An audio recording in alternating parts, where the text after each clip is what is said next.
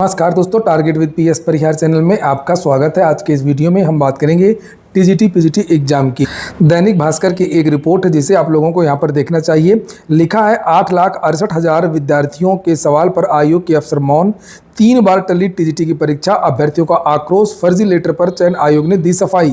यहाँ पर लिखा हुआ है कि उत्तर प्रदेश शिक्षा सेवा चयन आयोग की ओर से 21 और 22 जुलाई को टीजीटी 2022 की परीक्षा होनी थी, लेकिन बिना किसी सूचना के परीक्षा नहीं हुई। इससे प्रयागराज समेत पूरे प्रदेश से 8,68,000 विद्यार्थी आक्रोशित हैं। आयोग के अध्यक्ष और परीक्षा नियंत्रक से सवाल कर रहे हैं कि अभ्यर्थियों के सवाल पर अध्यक्ष, सचिव और परीक्षा नियंत्रक सभी जिम्मेदार अफसर मौन हैं। अब मीडिया को भी कोई जानकारी नहीं दी जा रही है। अभ्यर्थी अलग अलग सवाल सोशल मीडिया पर कर रहे हैं। आयोग की कार्यप्रणाली को लेकर के तंज कस रहे हैं। किसी ने आयोग के फर्जी लेटर पैड पर परीक्षा संबंधित एक मैसेज वायरल कर दिया।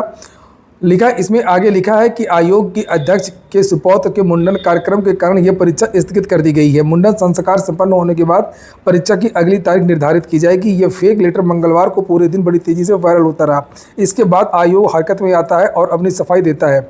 ये वो नोटिस है जिसमें ये कहा गया था विद्यार्थियों की तरफ से, या जिन्होंने भी ये बनाया था ये नोटिस, कि एतद द्वारा सभी को सूचित किया जाता है कि विज्ञापन संख्या 1/2022 प्रशिक्षित स्नातक टीजीटी की लिखित परीक्षा 21 और 22 जुलाई को निर्धारित थी। आयोग की अध्यक्षा महोदया के सुपौत्र के मुंडन संस्कार पड़ जाने के उपरांत ये परीक्षा स्थगित की जाती है।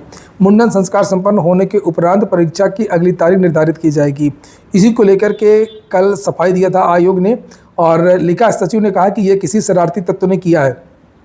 वहीं पर कल ये भी कहा गया कि शिक्षा सेवा चयन आयोग ने ये तो संज्ञान में ले लिया, ये नोटिस जो जारी की गई है वो फेक है, फर्जी है, लेकिन फिर भी शिक्षा सेवा चयन आयोग के अधिकारियों ने ये नहीं बताया कि जो 21 और 22 जुलाई की परीक्षा की तारीखें निर्धारित की गई थी उसका क्या हुआ। नीचे यहाँ पर लिखा है कि आयोग के सचिव की ओर से 22 जुलाई को शाम को एक पत्र जारी किया जाता है। इसमें इस पत्र का जिक्र करते हुए लिखा कि यह लेटर आयोग की ओर से नहीं जारी किया गया, पूरी तरीके से भ्रामक है। किसी शरारती तत्व के द्वारा लोगों, नाम एवं परीक्षा नियंत्रक के पदनाम का दुरुपयोग कर वायरल कर रहा है। इसके लिए आयोग की ओर से कार्रवाई चल रही है। वहीं युवा मंच के प्रदेश अध्यक्ष अनिल कुमार सिंह ने कहा कि जिस तरह से आयोग के सचिव ने पत्र को जारी करके वायरल फर्जी पत्र पर अपना पक्ष रखा है, वैसे ही टीजीटी परीक्षा के स्थगित होने की सूचना को भी जारी करना चाहिए था।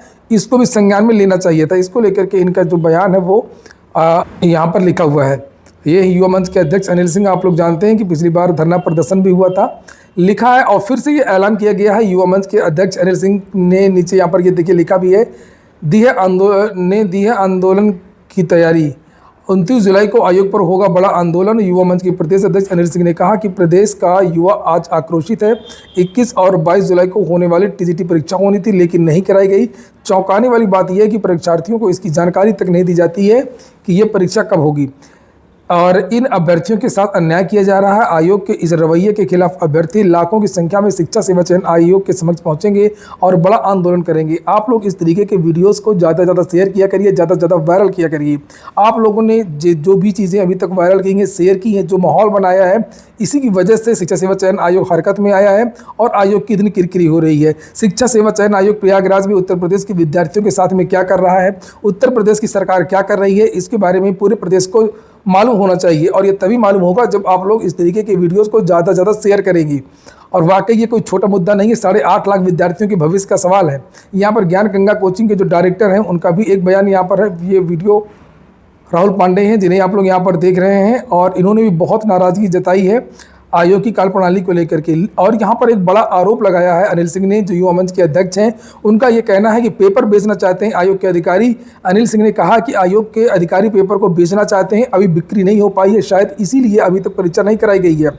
असिस्टेंट प्रोफेसर भर्ती में भी पेपर लीक को लेकर के जाँच चल रही है। ये सभी को पता है कि असिस्टेंट प्रोफेसर भर्ती में पेपर लीक प्रकरण को लेकर के एक कर्मचारी शिक्षा सेवा चयन आयोग का अभी भी जेल में बंद है, और उसमें भी जो असिस्टेंट प्रोफेसर भर्ती की जो मूल्यांकन हो रहा है वो भी शासन की निगरानी में हो रहा है। और सारी की सारी जो चीज़ें हैं, जो जानकारी निकल करके आ रही है, ये असिस्टेंट प्रोफेसर भर्ती में जो गड़बड़ी हुई है उसी को लेकर के सारी चीज़ें बिगड़ी हैं।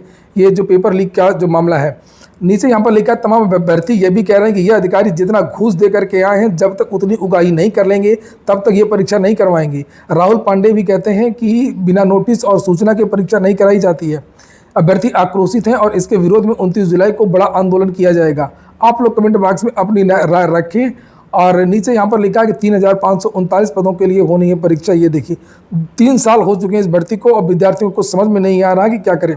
नीचे यहाँ पर लिखा भी है कि आयोग ने 4 और 5 अप्रैल को पहले परीक्षा की तारीख घोषित की थी, लेकिन बाद में परीक्षा स्थगन की सूचना जारी कर दी गई और फिर 14 और 15 तारीख घोषित की गई। इससे भी नोटिस जारी करके स्थगित कर दिया गया। इसके बाद में तीसरी तारीख 21 और 22 जुलाई की तय की गई, 21 और 22 जुलाई को तय की गई और इसके लिए प्रतियोगी प्रवेश पत्र मिलने की प्रतीक्षा करते रहे और आयोग की वेबसाइट खंगालते रहे, लेकिन प्रवेश पत्र जारी नहीं हुआ। बिना सूचना के ही परीक्षा भी नहीं हुई, ना कोई सूचना जारी की गई, ना एडमिट कार्ड जारी किए गए और ना ही परीक्षा हुई। और यही कारण है कि विद्यार्थी प्रयागराज में पूरे उत्तर प्रदेश के आक्रोशित हैं। कभी सोशल मीडिया में, कभी ट्विटर के माध्यम से, कभी टेलीग्राम चैनल के माध्यम से, कभी व्हाट्सएप, कभी फेसबुक, हर तरह से विद्यार्थी अपनी प्रतिक्रिया रख रहे हैं। लेकिन सबसे बड़ी बात यह है कि इस पर सरकार का बिल्कुल भी ध्यान नहीं है। सरकार इसके बारे में कुछ नहीं कर रही है, कोई दिशा निर्देश नहीं दे रही है। और यहाँ तक कि मैं तो यही कहूँगा कि इन सब के पीछे कारण केवल और केवल सरकार है। सरकार चाहे तो वो सीधे एक आदेश दे और ये परीक्षा सकुशल ससमय संपन्न हो जाए। ऐसे बहुत सारे आयोजन हैं, बहुत सारे प्रोग्राम हैं सरकार जिनको चाहती है वो तुरंत हो जाते हैं, लेकिन भर्तियों से जो संबंधित जो मुद्दे होते हैं उसमें सरकार का रवैया इसी तरीके का देखने का आता है। सरकार का रवैया भी इसी तरीके का देखने का आता है। कोर्ट से भी विद्यार्थियों को कोई राहत नहीं मिलती है, जो भी याचिकाएं जाती हैं पहले दिन ही खारिज हो जाती हैं। इसीलिए विद्यार्थी चारों तरफ से हताश और निराश हैं। ये पिछली बार शिक्षा सेवा चयन आयोग में जब आंदोलन हुआ था तब आप लोगों ने देखा था विद्यार्थियों की संख्या कितनी ज़्यादा थी, और संख्या इसीलिए ज़्यादा थी कि ये विद्यार्थी थक गए थे, ऊब गए थे कि आखिरकार इनकी जो 3 साल पुरानी परीक्षा है वो कब होगी। तो यहाँ पर बहुत सारे जो छात्र हैं वो आए थे और बहुत सारे छात्रों ने अपनी अपनी व्यथा बताई थी। और आप लोग यहाँ पर कुछ छात्रों की व्यथा सुनिए कि देखिए छात्र कितने हताश हैं, कितने निराश हैं, कितनी दूर से आए हैं, क्या समस्या है। आप लोग इस वीडियो को ज़्यादा से ज़्यादा शेयर करिए ताकि इन विद्यार्थियों की आवाज़ पूरे प्रदेश में ऊपर तक पहुँचे। ऐलान करते हैं। कोई आप आनंद खिड़की समझते हैं क्या? हम कोई अपराधी हैं क्या? अतीक अहमद है क्या? अंसारी है क्या कि हम विकास दुबे हैं? हम छात्र नौजवान हैं। फटहा चप्पल पहन करके यहाँ नौजवान आया है, इलाहाबाद का नौजवान है। कोई मैं ऐसा नहीं कहूँ किसी नौजवान के जेब में 100 रुपए नहीं होगा उसके बाद आंदोलन करने आया है। उसको प्यास लगती है तो टोटी वाला पानी पीता, तुम्हारी तरीके 20 रुपए का ठेलिया पे पूरी खाया होगा। इन्हीं लोगों के मित्रों के जोर से हमारे अंदर एक जज्बात थी कि चलिए नहीं उस बार हुआ तो हो सकता है इस बार हो जाए। इसी आशा उम्मीद को लेकर के हम लगे हैं सर। यहाँ तक कि मेरा उत्तर प्रदेश UPSRTC में भी हुआ था, मैंने वो नौकरी छोड़ दिया कि छोड़ो जाने दो, बहुत ही कचड़ा जॉब है ये। बाद भी मतलब शिक्षक भर्ती क्लियर नहीं हो पाती यहाँ पर डेट पे डेट देते रहते हैं और हर एक कार के लिए हम लोग धरना देते रहते हैं। ये हो गया आज का वीडियो आपको अच्छा लगा हो, ये काम कहो तो लाइक अवश्य कर दें। जिन छात्रों ने चैनल को सब्सक्राइब न किया हो सब्सक्राइब कर लें। पूरा वीडियो सुनने के लिए बहुत बहुत धन्यवाद।